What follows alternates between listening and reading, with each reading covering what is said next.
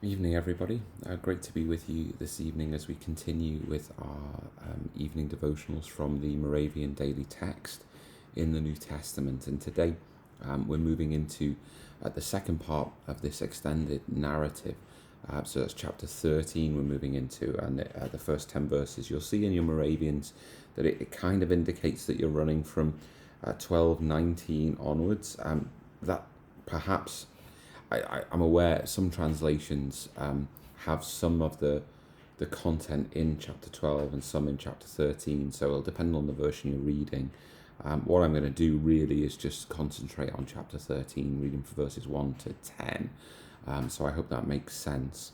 And whilst chapter 12 gave the whole really of God's kind of plan of salvation in microcosm in chapter 12 in those two parallel stories, and we saw the whole of human history as this conflict between the dragon, Satan, the accuser of the brethren, and the woman, that is the people of God, the chosen people of Israel and of the church.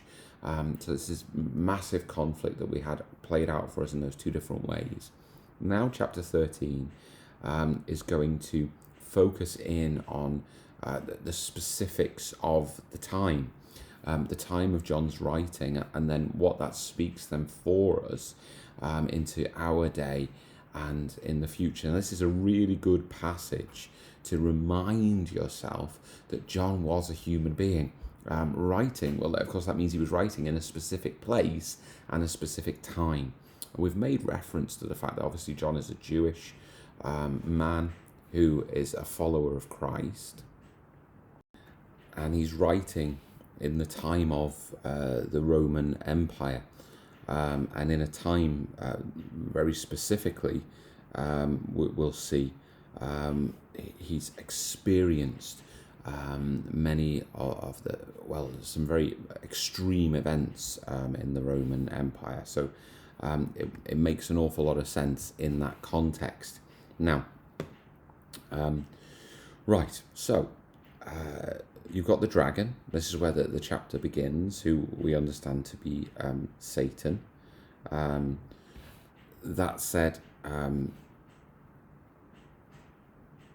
certain manuscripts describe this chapter beginning with an eye saw a beast standing, rising out of the sea. Now, that's from what I mentioned before, that there's a little bit of confusion as to the breakdown of the chapters. So it's, what you've got here is you've got the dragon standing on the sand of the sea, which some put into chapter 12 at the end, and then John is seeing things at the beginning of chapter 13. That's probably the simplest way to kind of explain that.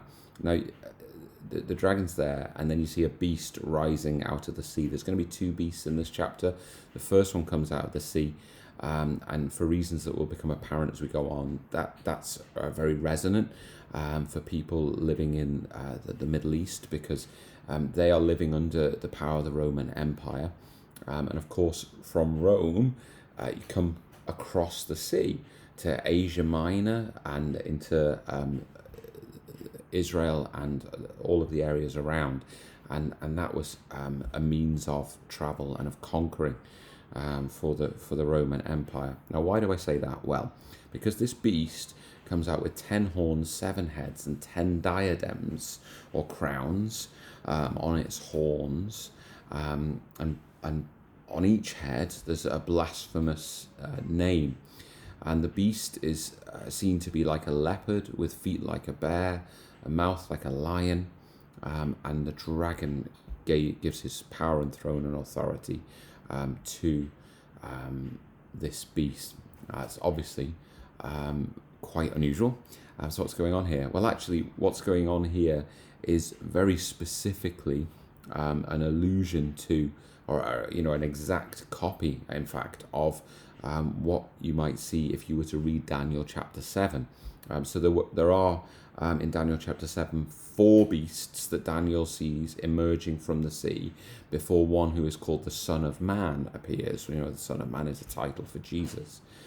Those beasts in Daniel symbolize kingdoms and empires. This beast symbolizes all of those empires, as it were. in one. It's a composite. It's representing empires: Egypt, Syria, Babylon, Persia, Greece, now Rome. But not only that, but also all of the successive empires that have followed. And of course, these empires, they demanded subservience, they demanded homage. There was a coercion that demanded that all of the vassal states and those that were subjugated and subsumed within empire should do as they were told. And of course, what we're understanding here is this empire, and indeed, in a strong sense, these empires, they have the characteristics of the dragon. So in its 10 horns and the 7 heads. And not only do they have the characteristics of the dragon, that is of Satan, but this imperial power is given to the beast, given to these empires by Satan himself. So there's a very, very strong critique, indeed just a judgment of these imperial powers. Now, power, of course, can in our world be wielded for good. It's not to say that every ruling authority is wrong and bad, or every governmental system, but very often, as the saying goes, power corrupts, and absolute power corrupts absolutely. It's a saying that is pervaded because it's a truism. And not only do we say that, but actually we're saying that this corruption has its origins in evil, in Satan itself. And that's what we're having described for us here in this beast. Now, what's going on as the chapter continues? One of the heads seems to have a mortal wound, which was healed, and the whole earth marveled as they followed the beast. They worshipped the dragon for giving authority to the beast, and they worshipped the beast, saying, "Who is like the beast, and who can fight against it?" Well, this is almost certainly largely rooted in the emperors of the day. Nero, in his madness and all of the chaos that ensued, had taken his own life, and things looked very, very difficult for the Roman Empire. Well, there were some rumours that Nero, had come back from the dead, and that could be what this is referencing. But more likely, it's the fact that the Roman Empire appeared to, as it were, have a resurrection under, Vespasian and then Domitian in particular, who followed. And not only that, but Domitian continued the persecution of the Christians in the similar manner to Nero. So you've got this sense of coming again of the empire under Domitian, and that almost certainly is what's being spoken of here. Not least because this saying of who is like the beast, and so on and so on and so on, it's the kind of thing that people would say, perhaps be required to say, should the emperor come to their town or city. Who is like Nero? Who is like Domitian, for instance? And this is what they would say. So that's the kind of the context. It's really helpful, isn't it, to understand why is John writing in the way he's writing. Yes, about eternal things. Yes, about things which have a spiritual backstory. But why is he writing them in the way he is? Well, because he's experiencing these things. And not only that, but he's laying down these templates for us to understand about these imperial powers. Now, the beast was given, verse 5, this mouth with the haughty and blasphemous words, exercising authority for 42 months. There's that period again. We've got a lot of Daniel kind of coming through here, don't we? Blasphemies against God, blaspheming God's name and his dwelling, that is, those who dwell in heaven, and allowed to make war on the saints and to conquer them. Allowed is a very important word to hang on to there. Authority was given it over every tribe and people and language and nation. So what we're understanding is it doesn't automatically have authority, nor does it have free rein to do whatever it wills. That said, blasphemies are uttered, war is waged, and authority was given it over every tribe, people, language, and nation. All who dwell on the earth will worship it. That is, everyone whose name has not been written before the foundation of the world in the book of life of the Lamb who was slain. Some translations, you've got it almost as though it was the Lamb who was slain before the foundation of the world. that would seem to be a poor phrasing, that actually this sense of before the foundation of the world moderates the sense of the writing of the book of life. Now we understand that this is that God has preordained his work of salvation.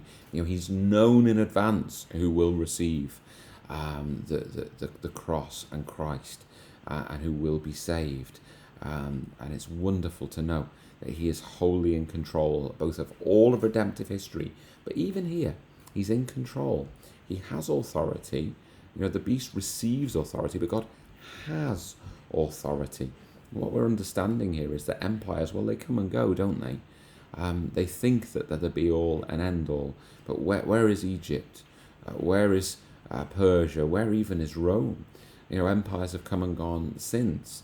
We might consider the British Empire, for instance, or the communist regime of the Soviet states. These things are pale shadows of their former selves. Even, we see Islamic State trying to exert its influence and then withering almost instantaneously. We might look at the Chinese sway across that part of the world and many forays into other parts of the world. You might say, well, how can these things be ever countered? Aren't these things all powerful? History teaches us, no, they are not. And indeed, the power and authority they have is for a time and for a purpose in God's plan. So what is the purposes of God for his people? Now, I want to remind us again that we're given these things so that we might be aware and take action, but not be alarmed. I find these such helpful watchwords through Revelation. Even as you continue through this chapter, there's going to be lots of things that are intriguing and interesting. But what is the call of God upon you and me? Here it is. If anyone has an ear, let him hear. If anyone is to be taken captive, to captivity he goes. If anyone is to be slain with the sword he must be slain. Here is a call for the endurance and faith of the saints. It's not, here is a call for the intrigue and conspiracy theorizing of the saints. No. Nor is it, here is a call for the saints to make themselves as objectionable and difficult as possible, seeking every fight and trouble that they can possibly find. No. Endurance, faith. These are the patient, steadfast works of the church. God will accomplish his purposes. This whole book of Revelation teaches us that he will accomplish his purposes through the gospel at the cost of the persecution, even the martyrdom of the saints, as we are united with our Christ. Faithfully endure. And this is the word of God. And we simply pray, Jesus, make us people who faithfully endure. If we are your saints, your holy ones, dear God, we want to be people who faithfully endure. Amen. God bless you.